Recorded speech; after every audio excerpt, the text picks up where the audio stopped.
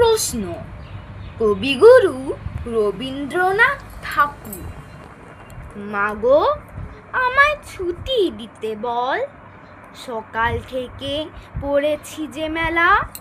এখন আমি তোমার ঘরে বসি, করব শুধু পড়া পড়া খেলা। তুমি বলছো দুপুর এখন সবে, না হয় যেন সত্যি হলো তাই। একদিনও কি দুপুর বেলা হলে বিকেল হলো মনে করতে নাই? আমি তো বেশ ভাবতে পারি মনে, সূর্য ডুবে গেছে মাঠে এসেছি।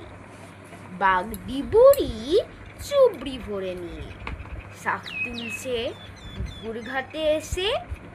আঁধার হলো মাদার গাছের তলা, কালেই হয়ে এলো দিঘির জল। হাটের থেকে সবাই এলো, মাঠের থেকে এলো চাষির দল। মনে করো না উঠলো সাঁঝের তারা, মনে করো না সন্ধে হলো যেন। রাতের বেলা দুপুর যদি হয়, দুপুর বেলা রাত হবে না কেন?